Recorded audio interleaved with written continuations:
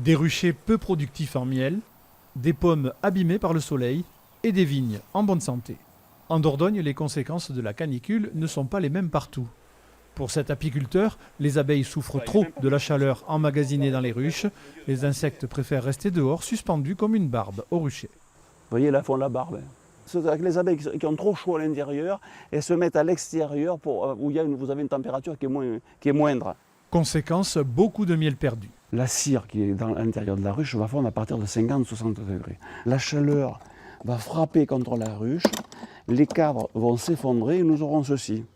Et les abeilles qui sont à l'intérieur, en cas d'effondrement des cires, elles désertent la colonie, c'est-à-dire qu'elles s'en vont. Donc pour nous, c'est une colonie qui est perdue. Dans ces vergers de pommes pourtant irrigués plusieurs fois par jour, la chaleur a frappé fort. Le soleil a brûlé des fruits.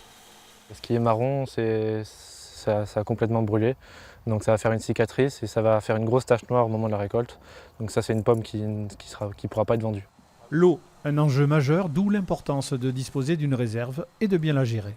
On a eu une augmentation de la consommation. Donc on voit bien qu'il va falloir qu'on augmente un petit peu les doses d'irrigation ces prochains jours. Grand bénéficiaire des fortes chaleurs, la vigne. Les grains mûrissent bien et l'attaque de mildiou est enrayée. Les mycéliums qui auraient dû infecter d'autres pieds, voire les inflorescences, avec la chaleur, ont été brûlés. Donc l'attaque du mildiou était éradiquée. Canicule et irrigation seront à l'ordre du jour du comité départemental de gestion de l'eau qui se réunira mardi en préfecture à Périgueux.